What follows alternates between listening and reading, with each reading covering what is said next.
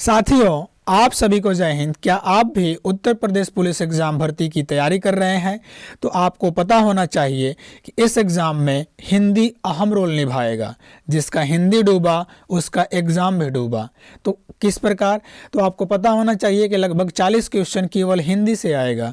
Okay, और जिसमें से वर्णमाला एक बेहतरीन चैप्टर है। वर्णमाला उस चैप्टर से हम इस वीडियो में क्वेश्चन लिए हैं।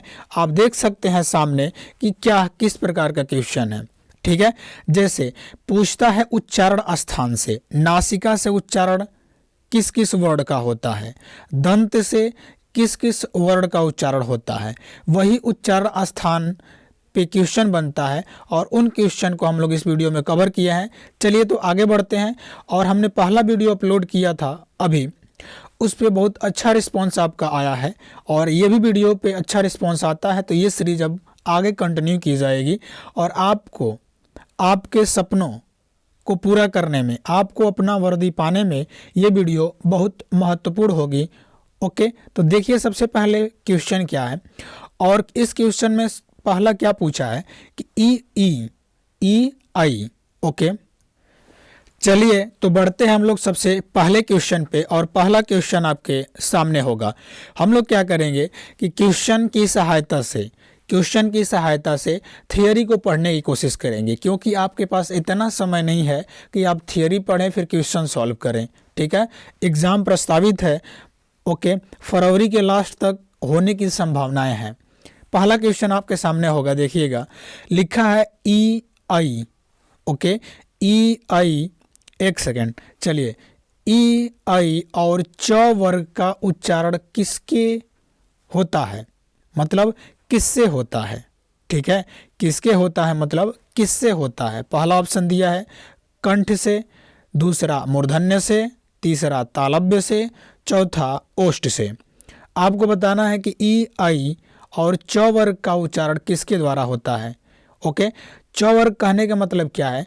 देखिए, च वर्ग कहने का मतलब च वर्ग में क्या आता है, तो च वर्ग में च, छ, च, छ, ज, उसके बाद झ, च, झ, उसके बाद इया, अया, ये 5 वर्ड आते हैं। तो इनका उच्चारण किस मुख से के किस भाग से होता है? तो इनका उच्चारण मुख के, इनका उच्चारण जो होता है मुख के तालव्य भाग से होता है, यानी कह सकते हैं कि तालु से होता है। यानी इसका आंसर क्या हो जाएगा? आप बोलेंगे सी, यानी ई आई और च वर्ग का उच्चारण होता है तालव्य से, यानी तालु से। ठीक है, ओके, ठीक है। कंठ क्या होता है? तो कंठ क वर्ग का उच्चारण कंठ से होता है। ओके, मूर्धन्य की बात करें, मूर्धा, यानी मूर्धा से किसका उच्चारण होता है? मूर्धा कहने का मतलब क्या है? जो तालु हमारा है, मुख है, मुख के ऊपरी छत का आगे वाला भाग क्या कहलाता है? मूर्धा कहलाता है। तो ट वर्ग का उच्चारण मूर्धा से होता है। ओष्ठ की बात करें, प वर्ग का उच्चारण ओष्ठ से होता है। लेकिन इसका आंसर जो होगा वो होगा तालव्य से। अगला क्वेश्चन आपके सामने होगा। अगला क्वेश्चन देखिएगा क्या लिखा है। निम्न में से मूल दीर्घ स्वर है। देखिए, दीर्घ स्वर एक ह्रस्व स्वर होता है, यानी एक होता है दीर्घ स्वर, एक होता है ह्रस्व स्वर। तो यहाँ पे पूछ रहा है दीर्घ स्वर है। तो दीर्घ स्वर की बात करें, मूल दीर्घ स्वर जो होते हैं 3, कौन कौन सा? आ होता है, आई होता है, आ होता है, आई होता है, और औ होता है। ठीक है, तो इसमें देख लीजिएगा ऑप्शन कौन सा दिया है। ए दिया है ऑप्शन ए, फिर क्या दिया है ए, फिर क्या दिया है आ, और दिया है ई। आप देख लीजिएगा यहाँ पे 3 लिखा गया है मूल स्वर, इसमें से कौन होगा? तो आप बता ही सकते हैं कि इसमें से जो आ है, आ, वही हमारा आंसर होगा। यानी निम्न में से मूल दीर्घ स्वर कौन होगा? तो आप बोलेंगे निम्न में से जो मूल दीर्घ स्वर होगा वो होगा आ। कौन होगा? तो बोलेंगे कि आ होगा, आ। ठीक है, आगे बढ़ते हैं अगले क्वेश्चन पे। अगला क्वेश्चन आपके सामने होगा। हिंदी भाषा में कुल वर्ण लिपियां है। हिंदी भाषा में कुल वर्ण लिपियां है। तो आपसे ऑप्शन दिया है 44, अगला दिया है 52, अगला दिया है 33, और अगला दिया है 48। आपसे पूछा है कि हिंदी भाषा में कुल वर्ण लिपियां कितनी होती हैं। तो बताइएगा कि वर्ण लिपियाँ कितनी होती हैं। चलिए सबसे पहले हम आपको काउंट करा देंगे कि ये वर्ण लिपियाँ कैसे काउंट करते हैं। तो बात करें सबसे पहले स्वर की बात करें, स्वर कितने होते हैं तो 11 होते हैं, आप काउंट कर लीजिएगा, स्वर 11 होते हैं। अब बात करें कि जो स्पर्श व्यंजन होते हैं, स्पर्श व्यंजन, वो स्पर्श व्यंजन कितने होते हैं तो देखिए ड और ढ को लिया जाए तो ये हो जाते हैं 27। ओके, अंतस्थ व्यंजन कितने होते हैं तो आप बोलेंगे कि अंतस्थ व्यंजन जो होते हैं वो होते हैं 4। ठीक है, उष्म व्यंजन कितने होते हैं, उष्म व्यंजन भी होते हैं 4। ठीक है, अगर बात करें अगला आगत ध्वनि जो होती हैं, आगत ध्वनि ज और फ, ये कितने होते हैं 2। और अगला जो हो जाता है वो होता है संयुक्त व्यंजन। कौन होता है, आप बोलेंगे कि संयुक्त व्यंजन, संयुक्त व्यंजन कितना होता है 4। जब इनकम्प्लीट इसको जोड़ देंगे तो ये बनेगा आपका कितना, ये बनेगा 52, ये बनेगा 52। तो यानी हिंदी भाषा में कुल वर्ण लिपियाँ कितनी है तो बोला जाएगा कि 52 है। राइट आंसर कौन सा होगा, ऑप्शन नंबर बी राइट होगा। हिंदी भाषा में कुल वर्ण लिपियाँ 52 है। ठीक है, आगे बढ़ते हैं अगले क्वेश्चन पे। अगला क्वेश्चन होगा, पढ़िएगा, लिखा है कि जिनका उच्चारण स्वतंत्र से होता है, स्वतंत्र मतलब बिना किसी की सहायता से, और जो व्यंजन के उच्चारण में सहायक होते हैं उसे कहते हैं, जो व्यंजन के उच्चारण में सहायक होते हैं उसे क्या कहते हैं। पहला ऑप्शन दिया है संज्ञा, दूसरा दिया है व्यंजन, तीसरा दिया है विसर्ग और डी वाला दिया है स्वर। तो आपको बताना है कि जिनका उच्चारण स्वतंत्र होता है और जो व्यंजन के उच्चारण में सहायक होते हैं उन्हें क्या कहते हैं। तो जो व्यंजन के उच्चारण में सहायक होते हैं उन्हें कहते हैं स्वर।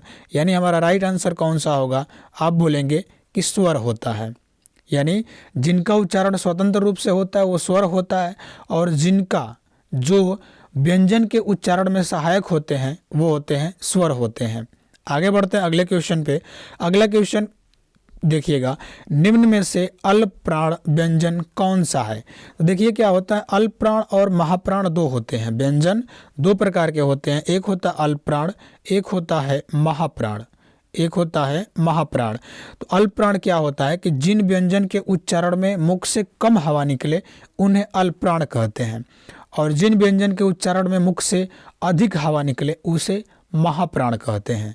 ठीक है, वही पूछा है कि निम्न में से अल्प प्राण व्यंजन कौन सा है। तो देखिए अगर बात करें, आपको याद हो तो देखिए वर्ग होता है, क वर्ग, क, च, ट, त, प, ये वर्ग होते हैं, वर्ग होते हैं। तो प्रत्येक वर्ग की बात करें, प्रत्येक वर्ग का पहला, तीसरा, पांचवा, पहला, तीसरा, पांचवा जो वर्ण होता है वो होता है अल्प प्राण, और बाकी जो होता है दूसरा और कौन हो गया, चौथा महाप्राण होता है। अब ये ना समझ में आया होगा आपको। देखिए क में लिखा जाए, क में तो क को लिखा जाए तो क्या लिखेंगे, क, ख, ग, घ, क्या लिखेंगे, क, ख, ग, घ, हो गया 4। एक लास्ट में बचेगा पंचमा अक्षर अंग।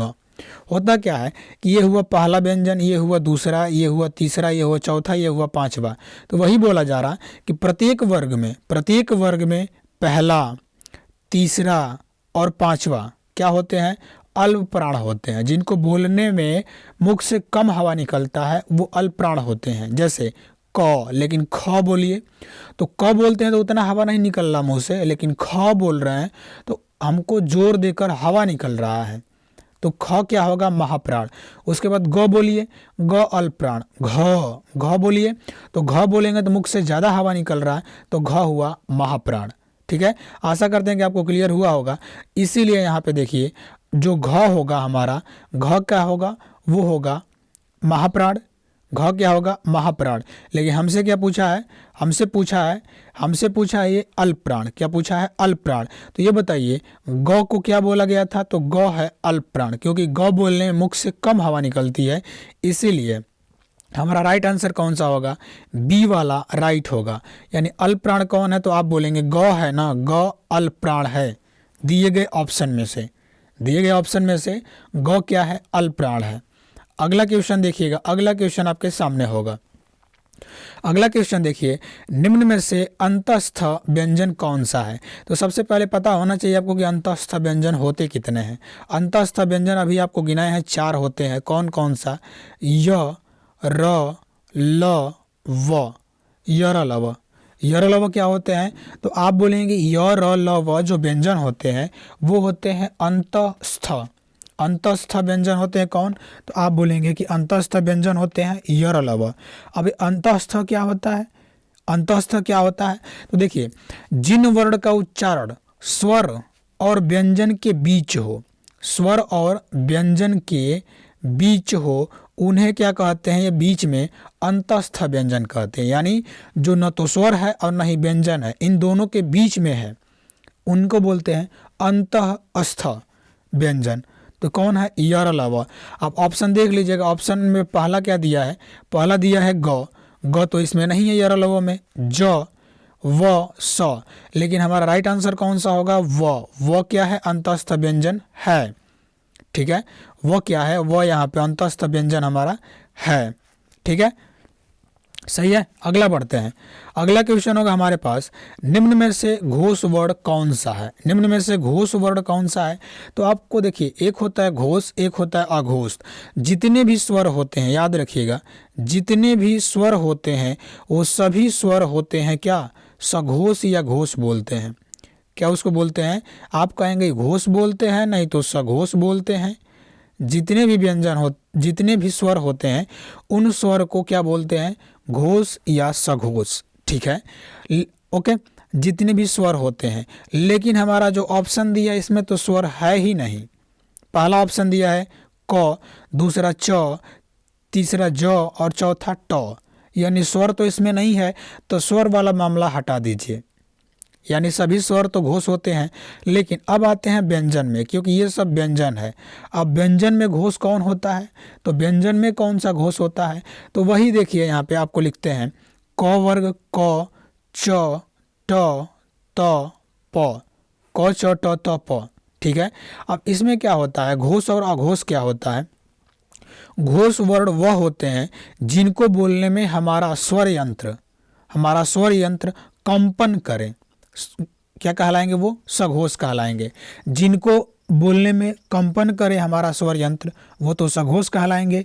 लेकिन जिनको बोलने में हमारा स्वर यंत्र, स्वर तंत्रिया में कोई कंपन ना हो, वो अघोष होते हैं, वो अघोष होते हैं। लेकिन हमसे घोष पूछा है, तो याद रखिएगा घोष क्या होगा।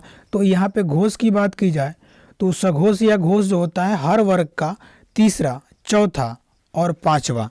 तीसरा, चौथा और पांचवा। तो क वाले में हम आपको लिखे थे कि क होगा, ख होगा, ग होगा, घ होगा, पंचमा अक्षर अंगा होगा। अब बात करें कि क्या घोष कौन होता है? तो हर वर्ग का तीसरा, हर वर्ग का ये पहला हुआ, ये दूसरा हुआ, ये तीसरा हुआ, ये चौथा हुआ, ये पांचवा। हर वर्ग का तीसरा, ओके, तीसरा, चौथा, पांचवा जो वर्ण होता है वो क्या होता है? तो आप बोलेंगे घोष होता है। हर वर्ग का कौन सा? प्रत्येक वर्ग का तीसरा, चौथा, पांचवा जो वर्ण होता है वो होता है सघोष। अब बताइए यहाँ पे ग क्या है? तो सघोष है। घ क्या है? सघोष है। अंग क्या है? सघोष है। लेकिन हमसे क्या पूछा है? यहाँ पे देखिए, अब यहाँ पे अगर बात करें कि यहाँ पे पूछा है घोष, अब देखिए घोष कौन सा है।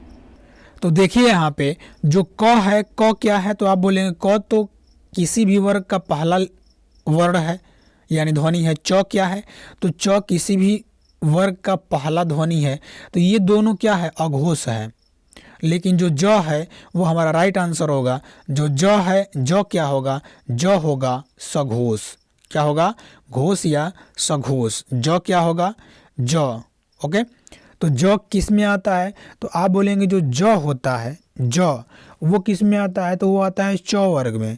जिसे लिखते हैं ना च, छ, ज, च, छ, ज, झ, इय। तो ज जो होता है ना, ज सघोष होगा। ज इसमें और झ भी सघोष होगा, इय भी सघोष होगा। तो यहाँ पे ऑप्शन हमारा कौन सा राइट होगा? सी वाला। सी वाला राइट होगा। बढ़ते हैं अगले क्वेश्चन पे। अगला क्वेश्चन होगा कि निम्न में से ओष्ठ्य वर्ण कौन सा है? ओष्ठ्य वर्ण कौन सा है? तो देखिए, पहला दिया है उ, अगला दिया है अ, फिर आ, फिर ई। ओके, यहाँ पे ओष्ठ्य वर्ण पूछा है। अ का उच्चारण की बात करें, अ और आ का ये दोनों का उच्चारण कंठ से होता है, ये दोनों का उच्चारण कंठ से होता है। ई का तालु से होता है, ई का उच्चारण तालु से होता है। बचा कौन? ऊ। इसलिए हमारा राइट आंसर कौन सा हो जाएगा? तो आप बोलेंगे ऊ वाला। ऊ वाला क्या होगा? ऊ। ऊ वाला मतलब ऊ। ऑप्शन नंबर ए राइट होगा, ऑप्शन नंबर ए राइट होगा। दिए गए ऑप्शन में ऊ जो है, ऊ वो है ओष्ठ से, वो है ओष्ठ से, ओठ से उच्चारण होता है ऊ का। ठीक है, आगे बढ़ा जाए। चलिए बढ़िया, अगले क्वेश्चन में बढ़ते हैं हम लोग। अगला क्वेश्चन, ठीक, अगला क्वेश्चन होगा निम्न में से काकल्य, निम्न में से काकल्य वर्ण कौन सा है? तो देखिए काकल्य कौन क्या होता है, काकल्य पे हम लोग बात करेंगे। काकल्य क्या होता है? देखिए काकल्य की बात करें क्या होता है कि जो कंठ द्वार होता है हम लोग का, कंठ द्वार, कंठ द्वार, ठीक है, कंठ द्वार से अगर जिन वर्ण का उच्चारण हो वो होता है काकल्य। कंठ के द्वार से, कंठ के द्वार से अगर उच्चारण हो रहा है जिन वर्ण का, उसे हम बोलते हैं काकल्य। तो यहाँ पे देखिए एक ही वर्ण है, क्या है? ह। दिए गए ऑप्शन में एक ही वर्ण है, कौन है? ह। ह हमारा राइट आंसर होगा। ह क्या है? तो आप बोलेंगे काकल्य वर्ण है ह। आगे बढ़ते हैं अगले क्वेश्चन पे। अगला क्वेश्चन क्या होगा आपके सामने होगा, य का उच्चारण स्थान है। य का उच्चारण स्थान पूछ रहा है कि य का अगर उच्चारण करें तो ये कहाँ से उच्चारण होगा? मुख के किस भाग से उच्चारण होगा? ओष्ठ से, ओष्ठ से कि दांत से कि मूर्धा से कि तालु से? ओके, तो देखिए य का अगर उच्चारण करते हैं तो ये होगा तालु से, ये होगा। य का उच्चारण किससे होगा? तो आप बोलेंगे कि य का उच्चारण तालु से होगा। और केवल य का ही उच्चारण तालु से नहीं होता, य और स, यस का उच्चारण तालु से होता है, ई और आई का उच्चारण तालु से होता है, और च वर्ग जो होता है, च छ ज झ इ, वो भी उच्चारण तालु से ही होता है। ओके, तो चलिए, अगर आपको इस वीडियो में मेहनत लगा है, अगर आप यहाँ तक देखे हैं तो वीडियो को लाइक कर दीजिएगा, अवश्य करिए। और चैनल को सब्सक्राइब नहीं किए तो अवश्य करिए। आने वाला सीरीज आपको अवश्य मिले, जल्दी मिले, सबसे तेज मिले, तो आप चैनल को सब्सक्राइब करिएगा। ठीक है, आगे और मिलते हैं तब तक के लिए नेक्स्ट वीडियो में। तब तक के लिए जय हिंद, वंदे मातरम, भारत माता की जय।